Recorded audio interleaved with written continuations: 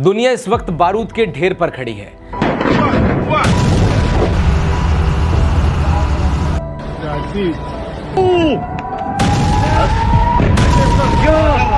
और इस बार आग सिर्फ मिसाइलों से नहीं, तेल से भड़क रही है। मिडिल ईस्ट में चल रही ईरान इजराइल की जंग अब सिर्फ दो देशों की लड़ाई नहीं रह गई। इस जंग की लपटें अब सीधे दुनिया की अर्थव्यवस्था और आपकी जेब तक पहुंच रही है। तेल बाजार में ऐसा तूफान आया है कि ब्रेड क्रूड ऑयल $90 प्रति बैरल पर के पार चला गया है। अप्रैल 2024 के बाद में ये सबसे ऊंचा स्तर है जब ये भाव इस स्तर पर पहुंचा है। और एक्सपर्ट साफ कह रहे हैं, अगर जंग लंबी चली तो ये सिर्फ शुरुआत है। खैर, ये सुनकर आपको लग तो अजीब रहा होगा, लेकिन यही एक सच्चाई है।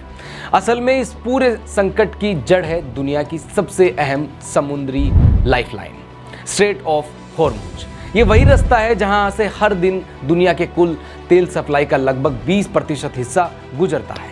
लेकिन जब अमेरिका और इजराइल ने ईरान पर हमला किया तो तेहरान ने जवाब में हॉर्मुज से गुजरने वाले तेल टैंकरों को रोक दिया। यानी कि दुनिया की सबसे बड़ी तेल पाइपलाइन पर अचानक से ब्रेक लग गया और स्थिति इतनी गंभीर हो गई कि मिडिल ईस्ट के कई एनर्जी प्रोडक्शन इलाकों में रिफाइनरी और LNG प्लांट तक बंद करने की नौबत आ गई।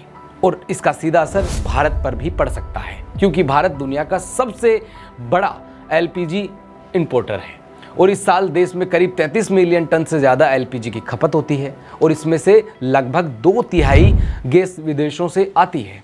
और सबसे बड़ी बात यह है कि भारत का 85 से 90% LPG इंपोर्ट है वो गल्फ देशों से होता है, यानी कि UAE और सऊदी अरब, कुवैत और कतर से। और इन सब का रास्ता सिर्फ फिर वही है, स्ट्रेट ऑफ हॉर्मुज। और यही वजह है कि भारत में अभी से असर दिखने लग गया है। बीते दिन ही रसोई गैस के दाम 60 रुपये बढ़ा दिए गए हैं। वहीं कॉमर्शियल सिलेंडर है वो 115 रुपये महंगा हो गया है। लेकिन संकट सिर्फ यहीं ख़त्म नहीं होता है। अब इस बीच कुवैत ने भी बड़ा कदम उठाया है।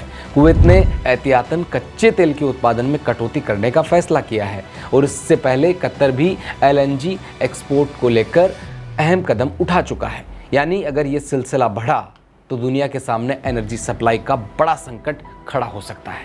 अब सवाल उठता है, क्या भारत के पास में कोई विकल्प है? तो इसका जवाब है हाँ। आप कहेंगे कैसे? लेकिन कहानी में एक ट्विस्ट है। 2022 में जब रूस यूक्रेन युद्ध हुआ तो पश्चिमी देशों ने रूसी तेल से दूरी बना ली थी और उसी वक्त भारत ने मौके का फायदा उठाते हुए भारी डिस्काउंट पर रूसी तेल खरीदना शुरू कर दिया।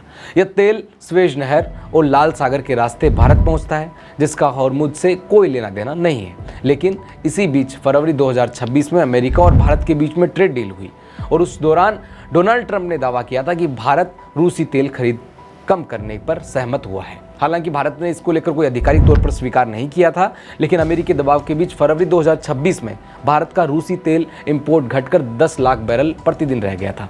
लेकिन अमेरिकी दबाव के बाद भारत का रूसी तेल आयात घटकर करीब 10 लाख बैरल प्रतिदिन रह गया और तभी मिडिल ईस्ट में जंग छिड़ गई। हॉर्मुज बंद हो गया और 2 मार्च को सऊदी अरब की अरामको रिफाइनरी पर ड्रोन से हमला हो गया।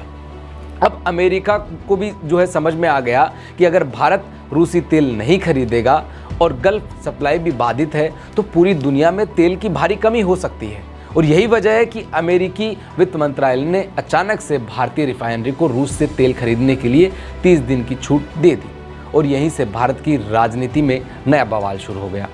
विपक्ष ने सवाल उठाया कि आखिर अमेरिका कौन होता है कि भारत को इजाज़त देने वाला कि भाई तेल खरीदेंगे कि नहीं खरीदेंगे, क्या करेगा क्या नहीं करेगा। फिलहाल सरकार की तरफ से इस पर कोई आधिकारिक प्रतिक्रिया नहीं आई है, लेकिन अंतर्राष्ट्रीय राजनीति में इसे कहा जाता है डिप्लोमेटिक गेम। जी हाँ, जहाँ हर देश अपने हितों के हिसाब से चाल चलता है और इस पूरे खेल में भारत की स्थिति भी कम दिलचस्प नहीं रही है, क्योंकि अगर ये जंग लंबी चली तो तेल की कीमतें और भड़क सकती है, यानी कि और तेज हो सकती है, महंगाई आसमान छू सकती है और दुनिया की अर्थव्यवस्था और एक और बड़ा झटका लग सकता है।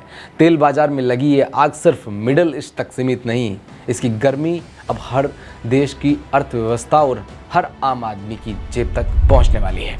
आप इसको लेकर क्या सोचते हैं? क्या ये सब करा जा रहा है, इसको लेकर भारत कितना सजग और सतर्क है? क्या वाकई दुनिया में तेल की कमी रहने वाली है? क्योंकि जिस हिसाब के वीडियो इन दिनों सोशल मीडिया पर वायरल हो रहे हैं, कोई पेट्रोल पंप पर ट्रेलर लेकर पहुंच रहा है, कोई टैंकर लेकर पहुंच रहा है और फुल उसको भरवा रहे हैं। खैर, अगर आप अकेले टैंकर ट्रक भरकर अगर आपका भला हो जाता है तो बात दूसरी है, लेकिन सरकार है वो पूरे देश के हित की सोचती है। और इसी तरीके से जिसको हमने पहले कहा था डिप्लोमेटिक गेम, तो खैर ये वही गेम है जिसका असर शायद आने वाले समय में देखने को मिलेगा। आज के लिए बस इतना ही। देखते रहिए अपडेट इंडिया टीवी। मैं दीपक कुमावत।